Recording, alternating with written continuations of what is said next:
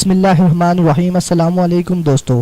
بھارت کی ریاست مہاراشٹر کے ضلع گاد چرولی میں علیحدگی پسند گروپ کے حملے میں بھارتی فوج کے 15 کمانڈ ہلاک ہو گئے ہیں۔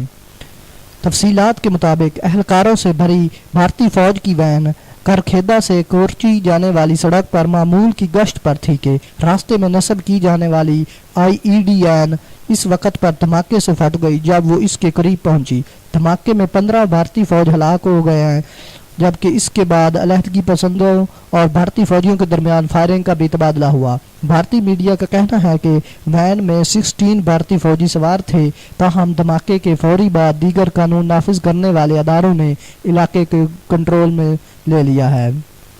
یاد رہے کہ پہلے بھی میں آپ کو ایک ویڈیو میں بتا چکا ہوں کہ بھارت کی 8 ریاستوں میں ہائی الرٹ جاری کر دیا گیا تھا اور یہ اطلاع دی گئی تھی کہ وہاں پر دہشت گردوں کے حملے کا امکان ہے۔